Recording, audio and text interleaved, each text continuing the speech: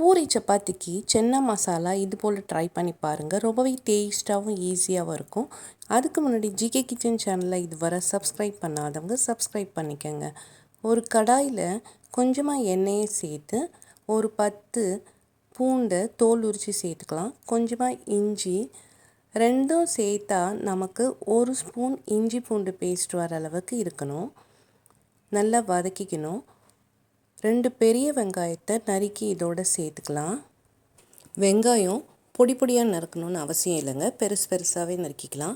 ஏன்னா வதக்கி தான் நாம் அரைக்க போகிறோம். வெள்ளை முழுக்கடலையே நான் அரைக்கப்பளவு எடுத்து 8 மணி நேரம் ஊற வச்சு குக்கரில் 2 டம்ளர் தண்ணியை ஊற்றி நான் உப்பு சேர்த்து 6-7 விசில் விட்டு வேக வச்சு மெத்துன்னு எடுத்து வச்சுருக்கேன். இப்போ இதுக்கு தேவையான அளவு தக்காளி 3 நார்மல் சைஸ் தக்காளி நல்லா பழுத்ததாக இருக்கட்டும், நறுக்கி இதோடு சேர்த்து நல்லா வதக்கிக்கணும். 3/4 பதம் வதங்கினா போதும். உப்பை கொஞ்சம் சேர்த்தோம்னா சீக்கிரம் வதங்கிடும். இது வதங்கிறதுக்கு தாங்க நேரம், வதக்கி ஆற வச்சு அரைக்கிறதுக்கு தான் நேரம் எடுக்கும். ஆனால் மசாலா சட்டுன்னு செஞ்சிடலாம் 5 நிமிஷத்தில். தக்காளி நல்லா வதங்கிடுச்சு. ஒரு 3/4 பதம் வதங்கினதும் ஆற வச்சுடுங்க. ஆற வச்சுட்டு மிக்ஸி ஜாரில் சேர்த்து நல்லா நைஸாக அரைச்சிக்கலாம்.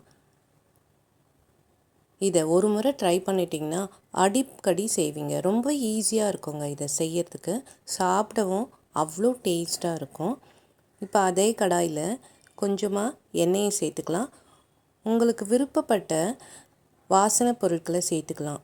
லவங்கம், பட்டை, ஜாதிபத்திரி, 1 ஏலக்காய், சோம்பு அவாய்ட் பண்ணிவிடுங்க. எல்லாமே கொஞ்சம் கொஞ்சம் சேர்த்துக்கலாம். கடல் பாசி எல்லாத்தையுமே கொஞ்சம் கொஞ்சம் சேர்த்துட்டு ஒரு பச்சை மிளகாவை 2ஆக கீறிட்டு நறுக்கி இதில் சேர்த்துருக்கேன். பொரிஞ்சதும் நாம் அரைச்சி வச்சுருக்க விழுதை இதில் சேர்த்துக்கலாம். விழுது வதங்கணும்னு அவசியம் இல்லைங்க. இதுக்கு காரத்துக்கு 1/2 டேபிள் ஸ்பூன் அளவுக்கு வெறும் மிளகாய்த்தூள், 1/2 டேபிள் ஸ்பூன் அளவுக்கு ஜீரகத்தூள், கொஞ்சமாக மஞ்சத்தூள், இது எல்லாத்தையும் சேர்த்துட்டு மிக்ஸி ஜாரை தண்ணி விட்டு கழுவிக்கங்க. கொஞ்சமாக 1 டம்ளர் அளவுக்கு தண்ணி சேர்த்து கழுவிங்கன்னா போதும்.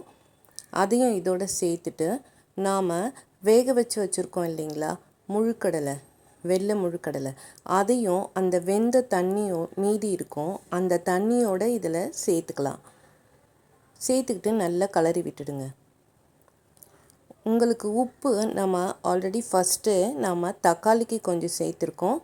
கொண்டக்கடலை வேக வைக்கிறதுக்கும் கொஞ்சம் உப்பு சேர்த்துருக்கறதுனால உப்பு காரம் நீங்கள் பார்த்து சேர்த்துக்கங்க. காரம் அதிகம் சாப்பிட்றவங்க காரம் வேணும்னா கொஞ்சம் இந்த டைமில் சேர்த்துக்கங்க. நான் சேர்த்துருக்க உப்பு காரம் எல்லாம் கரெக்டாக இருக்குது.